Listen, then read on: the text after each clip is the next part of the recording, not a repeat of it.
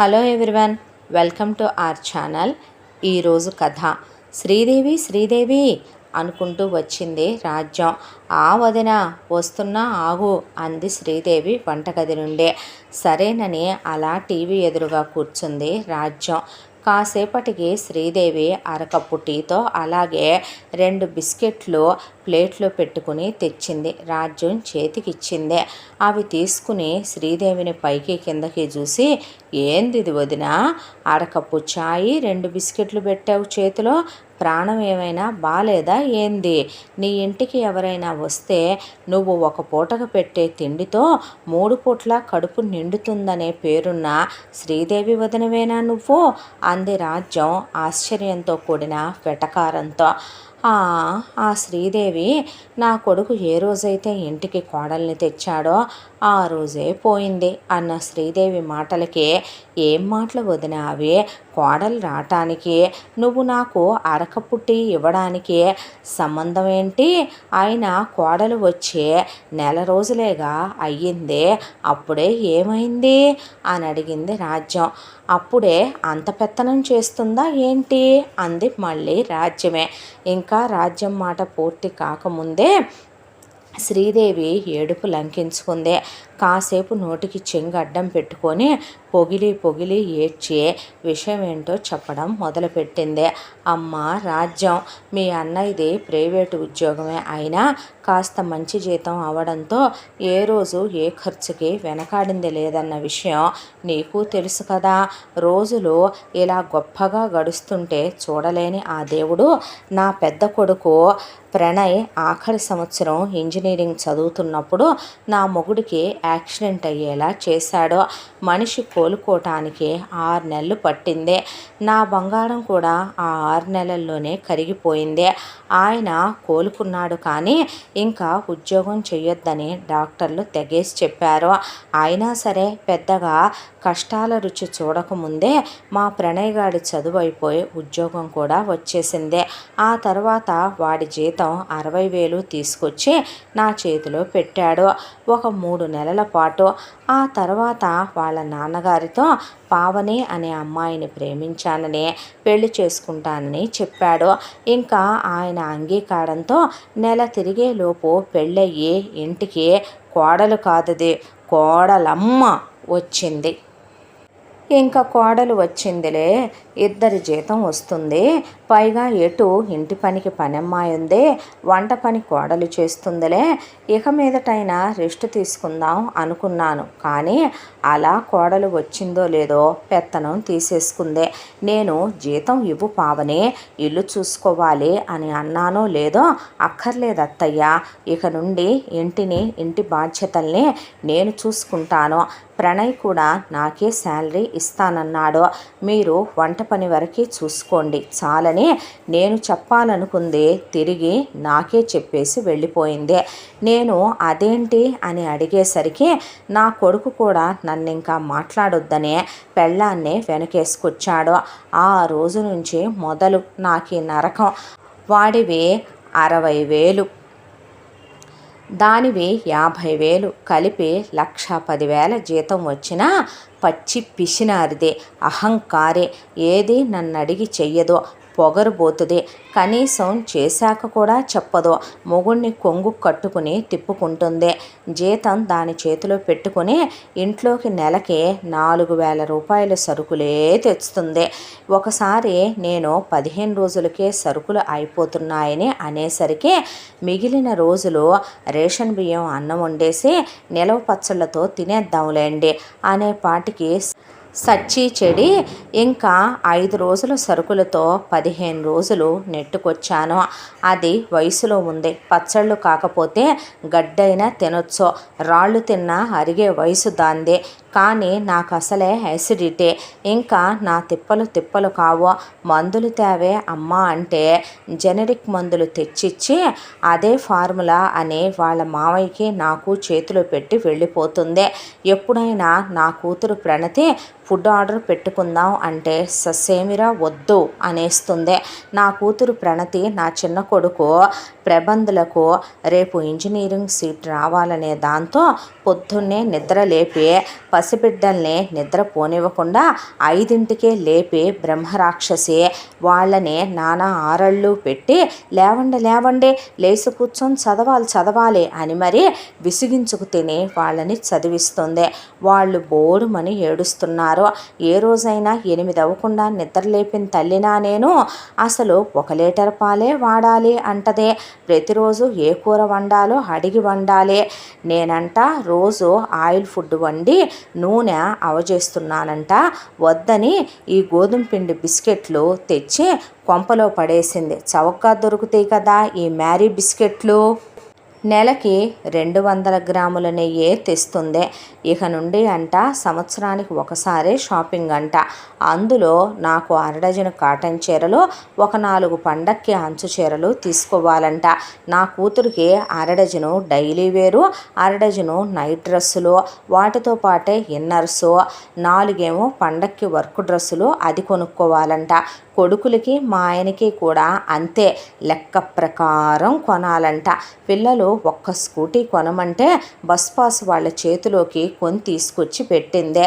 చిన్న కొడుకు pocket money అడిగితే వాడి చేతిలో ముష్టోడికి ఇచ్చినట్టు 500 పెట్టిందే. నాకు దుఃఖం ఆగట్లేదు. చుట్టాలు కట్టు, బంధువులు కట్టు. నీకు ఈ టీకి నేను నా లెక్కలో టీలో సగం తగ్గించుకొని సగం కప్పు నేను తీసుకొని సగం కప్పు నీకు పోసిచ్చాను. అది మాత్రం రోజుకో డ్రెస్సు. దాని పుట్టింటి వాళ్ళు పిండి వంటలు పంపితే లెక్క చూసి 6 లడ్లు, 6 గుప్పెళ్ల కారపూస, 6 గరిటెల కారబూందే ఒక చిన్న గిన్నెలో ముష్టిదానికి వేసినట్టు రోజు పెట్టించి 6గురికి సర్దమని చెప్పుద్ది. మిగిలిన అలమరలో పెట్టి తాళం వేసుకొని ఆ తాళాలు ఆఫీస్కి తీసుకొని వెళ్ళిపోద్ది. 6 గ్లాసులు మరాడిచ్చిన పిండి దానమ్మ పంపిస్తే దాంతో జావగాసి రోజు వస్తూ 6 అరటికాయలు తీసుకొచ్చి మనిషికి ఒక అరటిపండు, ఒక గ్లాసు జావ ఈవినింగ్ స్నాక్ కింద అక్కడ పడేసుద్దే. నేను రోజు టిఫిన్ ఏం చెయ్యాలో, ఏ కూర వండాలో తనే చెప్తుంది. ఇది నా నరకం, ఇంకేం చెప్పను అని ముక్కు చీదుతూ ముగించింది శ్రీదేవి. అమ్మో నీ కోడలు వామ్మో సామాన్యమైనది కాదు, ఏమో అనుకున్నాను కానీ అని రాజ్యం ఏదో అనేలోపు పావని వచ్చేసరికి ఇంకా బయలుదేరని శ్రీదేవి రాజ్యాన్ని తరిమేసింది. కోడలు వచ్చిన దగ్గర నుండి నసుగుతూనే ఉంటుంది శ్రీదేవి. పావనికి అలవాటే కాబట్టి లైట్ తీసుకుంటుంది. కోడల్ని ఒకరోజు ముచ్చటపడి శ్రీదేవి వ్రతం చేసుకుంటాను, రిటర్న్ గిఫ్ట్స్కి, డెకరేషన్కి, వీడియోలకి, ఫోటోలకి కలిపి ఒక 30 నుండి 40 వేల రూపాయలు అవుతాయి ఇవ్వవా అని అడిగింది. పావని మాత్రం సామూహిక వ్రతాల దగ్గర 500 కట్టి టికెట్ తెచ్చి అత్త చేతిలో పెట్టి అత్తయ్యని వ్రతం చేసుకోమందే. ఇలా రోజుకో నిరాశతో 5 సంవత్సరాల కాలం పూర్తయింది. ఇంత కాలంలో పావని ఎట్టకేలకి మడిదితో ఆడపడుచుతో ఎంసెట్ రాయించి ఇంజనీరింగులు పూర్తి చేయించింది. మొగుడితో తను మాత్రం రోజుకో 4 గంటలు బయటికి వెళుతుందని అత్తగారి అక్కస్సు. ఆ తరువాత ప్రణతికి మంచి సంబంధం ఫిక్స్ అయింది. ప్రబంధ్ని గవర్నమెంట్ జాబ్కి ప్రిపేర్ చేయించి రాయించింది పావని. ప్రబంధ్ పాస్ అయ్యాడు, ఉద్యోగం వచ్చింది. ఆ తర్వాత ప్రణతి పెళ్ళి ఏమీ తక్కువ కాకుండా సకల లాంఛనాలతో జరిగిపోయింది. ఒక నెల రోజుల కాలం గడిచింది. ఆ రోజు ఆదివారం. కూతురు ఇంటికొచ్చింది. మొగుడు మాస్టర్స్ చేయడానికి విదేశం వెళుతున్నాడని సంతోషంగా చెప్పింది. అంతలో శ్రీదేవి, ప్రబంధ్ చెరొక బ్యాగ్తో వచ్చారు. ప్రబంధ్ ఉద్యోగానికని వేరే ఊరు వెళుతున్నాడు. నువ్వెక్కడికత్తయ్యా అంది పావని. ఉసే పాపిష్టిదాన, దుర్మార్గురాల, నువ్వు నాశనం అయిపోతావు. ఈ 5 సంవత్సరాలుగా ఒక్క పూటైనా కడుపు నిండా తిన్నిచ్చావా నన్ను, నా బిడ్డల్నే, నా మొగుణ్ణే తాగనిచ్చావటే నువ్వు. నాకు నా బిడ్డలకి నరకం చూపించావు. నన్ను ఇంట్లో వంటదాన్ని చేసేసావు. ఒక మందు మాకు ఉండదు, చిరుతిండి ఉండదు. జనరిక్ మందులు మింగాలి, మ్యారీ బిస్కెట్లు తినాలి, రాగి జావలు తాగాలి, ఒక్కరిటి పొండే ఇస్తావు. నువ్వు మాత్రం ఆఫీసు నుంచి వచ్చాక మొగుడితో బయటికి వెళ్ళి రోజు 4-5 గంటలు కులికొస్తావు. వ్రతానికి డబ్బులు అడిగితే 500 ఇచ్చి దేవుడి దగ్గర కూడా నీ సన్నాసి బుద్ధి చూపించావు కదా. అందరితో అందరితో కలిపి నన్ను సామూహిక వ్రతాలు చేసుకోమని వదిలేసావు కదే, అందుకే నువ్వు అంత కులికినా నీ కడుపు పండకుండా పోయింది. గొడ్రాల గొడ్డు మొద్దానా, నువ్వు సర్వనాశనం అయిపోతావే. ఏమయ్యో పద, నా బట్టలతో పాటు నీవి కూడా సర్దాను. చిన్నోడు మనిద్దరిని ఉంచుకుంటాడంట, పద వాడే చూసుకుంటానన్నాడు. ఇక నుంచే మన మంచి చెడు మన పెద్ద కొడుకు పెళ్ళాం కొంగుచాటు మొగుడైపోయి చేతగాని వాజమ్మలా తయారైపోయాడు. మనకి అసలు పెద్ద కొడుకే పుట్టలేదని పురిట్లోనే పోయాడని అనేసుకొని సరిపెట్టుకుందాం పదవయ్యా అని ఇక శ్రీదేవి ఆక్రోశంగా ఆవేశంగా ఊగిపోతూ మాట్లాడుతూ ఉండగా, పద డాడీ, నేను ఒక అమ్మాయిని లవ్ చేశాను, తనేమి ఈవిడగారిలాగా కంజూస్ కాదు అన్నాడు ప్రబంధం. నేను మా ఆయనతో యుఎస్ వెళ్ళాక నేను నెలకి ఒక 10,000 పంపుతానులే, టెన్షన్ పడకండి అంది ప్రణతి. పద అని ప్రసాద్ చేయి పట్టుకుంది శ్రీదేవి. శ్రీదేవి చేయి విదిలించి చెంప మీద ఒక్కటేశాడు ప్రసాదం. ఏమండి అంది ఒక్కసారిగా బాధతో శ్రీదేవి. నోరు ముయ్యిక అన్నాడు శ్రీదేవి భర్త. కోడలు మంచి మనసు అర్థం చేసుకొని, పశువ్వి నువ్వే, ఛీ ఏంటి నిన్ను తిన్నివ్వడం లేదా, తాగనివ్వడం లేదా? నా జీతం ఈ వీధిలో అందరి మగాళ్ళ కన్నా ఎక్కువ, కానీ రూపాయి మిగిల్చావా దుబారా దానా? అవసరమైన దానికంటే గొప్పలకి పోయి అడ్డమైన వాళ్ళని ఇళ్ల మీదకి తెచ్చి మేపి రూపాయి లేకుండా చేయటం గొప్ప? అదేనా నీ గొప్పతనం? నాకు యాక్సిడెంట్ అయితే చేతిలో రూపాయి లేదు, బంగారం అమ్మేశావు, బంగారం కరగించుకొని తింటమా నీ గొప్పతనం? దేవుడి దయతో పెద్ద కొడుక్కి ఉద్యోగం ఇప్పించాడు, కానీ నువ్వేం చేశావు? పాపం వాడు వచ్చిన జీతం 60,000 నీ చేతికి వాడిస్తే ₹1 మిగల్చలేదు. కోడలికి నేనే చెప్పాను, ఇంటి బాధ్యత తీసుకోమ్మా అని. ఏంటేంటి పిల్లల్ని కష్టపెట్టిందా? ఆ అమ్మాయి అలా ఉండి చదివించింది కాబట్టే నీ కూతురు మహారాణికి ఇంజనీరింగ్ అబ్బింది. నీ కొడుకు నీ కూతురు చదువుకొని ప్రయోజకులయ్యారు. నీ అల్లుడు నీ కూతురు ఇంజనీరింగ్ చేసింది కాబట్టే ఇప్పుడు అబ్రాడ్ వెళ్ళి నీ కూతురుతో కూడా ఎంఎస్ చేయించి ఇద్దరూ ఉద్యోగం చేసుకునే ఒప్పందం మీదే నీ కూతుర్ని చేసుకున్నాడు. సంవత్సరానికి 1,00,000 నీ కూతురు ఫీజు. ఎవడు కట్టాడే? నీ కొడుకు ఫీజు సంవత్సరానికి ₹1,00,000. ఎవడు కట్టాడే? నీ కూతురు పెళ్లికి 15 లక్షల రూపాయలు ఖర్చు. నీ అల్లుడు ఎంఎస్కి 25 లక్షల రూపాయలు ఫీజు. ఇవన్నీ ఎవడు కట్టాడు? నీ కూతురు ఎంఎస్ చేయటానికి ఇంకో 25 లక్షలు. నీ కూతురు పెళ్ళికి నగలు లాంఛనాలు. ఎవడిచ్చాడే? నీ చిన్న కొడుక్కి చదువుకి 5 లక్షలైనే, వాడి కోచింగ్కి 3 లక్షలైనే, లంచంగా 30 లక్షలు పెడితే వచ్చింది నీ కొడుకు కులుకుతున్న ఆ గవర్నమెంట్ ఉద్యోగం. అవన్నీ ఎవడు కట్టాడనుకుంటున్నారు? నువ్వు ఇప్పుడు దాకా అన్నావే శాపనార్థాలు పెట్టావే, గొడ్డుమొద్ది గొడ్రాలు అనే నానా మాటలని పురిట్లోనే చచ్చాడు అన్నావే నీ పెద్ద కొడుకు. ఆ పెద్ద కొడుకు ఆ పెద్ద కోడలు పగలనక రాత్రనక కష్టపడితే వచ్చాయే ఆ డబ్బులు.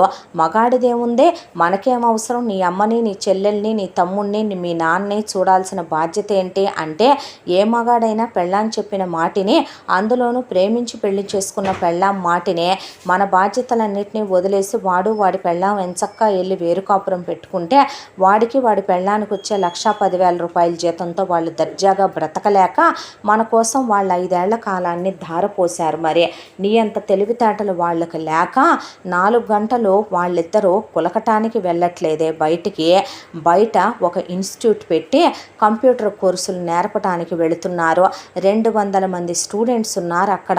గుండెలు అవిసిపోయిందాకా పొద్దున్నుంచి సాయంత్రం దాకా ఉద్యోగాలు చేసొచ్చి మళ్ళీ పిల్లలకి క్లాసులు చెప్పటానికి వెళ్తే వచ్చాయే ఆ డబ్బులు. ఏంట్రా ప్రబంధ్, నీ పెళ్ళాం చూస్తుందా? మీ అమ్మ నీ జీతంలో రూపాయి కూడా మిగల్చకుండా వాడినా నువ్వు ప్రేమించి పెళ్లి చేసుకోబోతున్న నీ పెళ్ళాం ఏమీ అనదుగా, మీ వదినలాగే చూస్తూ ఊరుకుంటదుగా, నువ్వు ఇచ్చేస్తావుగా అనేసరికి నీళ్లు నవిలాడు ప్రబంధం. ప్రణతి, నీకు ఇల్లు దాటితే అమ్మా నాన్నే గుర్తుండరే, ఇంకా దేశం దాటితే నువ్వు మన్మూలను అసలు కనీసం జ్ఞాపకాల్లో అయినా గుర్తుపెట్టుకుంటావా?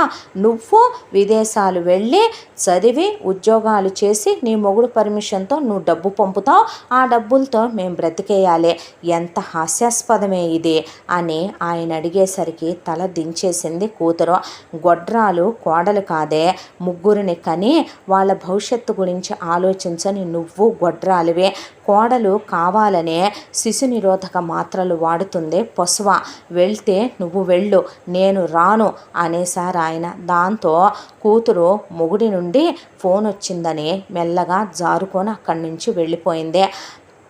అమ్మ దుబారా గురించి తెలిసి భయపడే వదిన, ఐఎమ్ సో సారీ, అండ్ అలాగే నువ్వు నా కోసం ఇంత కష్టపడి నన్ను చదివించే ఇంత తీర్చిదిద్దినందుకు థ్యాంక్ యూ సో మచ్ అని, నాన్నను వదిలి నువ్వు నాతో వస్తే బాగోదని, తను ప్రేమించిన అమ్మాయి ఎలాంటిదో బాగా తెలిసిన ప్రమోద్ అమ్మ దుబారా ఖర్చుకి తన భార్య ఏం తట్టుకోగలం అనే దాంతో బస్సుకు లేట్ అవుతుందని చెప్పి చక్కగా అక్కడి నుంచి జారుకొని వెళ్ళిపోయాడు.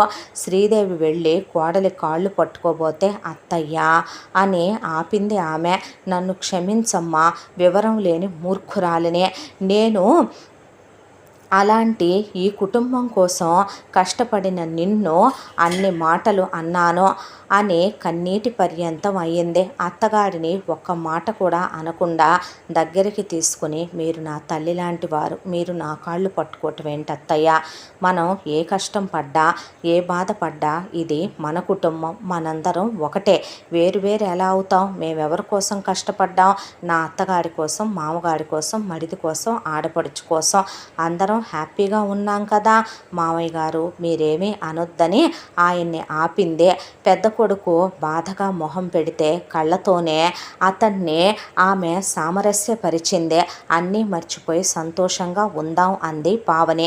కొంతకాలం గడిచింది. ఇప్పుడు శ్రీదేవి దుబారా ఖర్చులు చేయట్లేదు, చీరల వ్యాపారం కూడా పెట్టిందే. డబ్బు వద్దన్నా సరే కోడలి చేతిలోనే పెడుతోంది. ఆయన ఖాళీగా ఉండకుండా పిల్లలకి ట్యూషన్లు చెప్పుకుంటున్నారు ప్రసాద్ గారు. సొంత ఇల్లు కట్టుకున్నారు, నగలు కొనుక్కున్నారు, కారు కొనుక్కున్నారు, 2 పిల్లల్ని కన్నారు పావని, ప్రణయ్. ఈసారి రాజ్యం వస్తే శ్రీదేవి చెప్పింది, నా కోడలు కాదు, నాకు కూతురు, నాకు అమ్మ, నా తల్లి అదే, నా కోడలమ్మ, నా బంగారు కొండ అని ప్రేమగా చెప్పింది. ఇంతటితో ఈ కథ పూర్తే. మరో మంచి కథతో మీ ముందుకు వస్తాను. ఇంత మంచి కథని మనకు అందించిన కథా రచయిత్రే సాయి లలిత గారు. రచయిత్రికి ధన్యవాదాలు తెలియచేస్తూ, please do like, share, comment and subscribe to our channel. Thank you.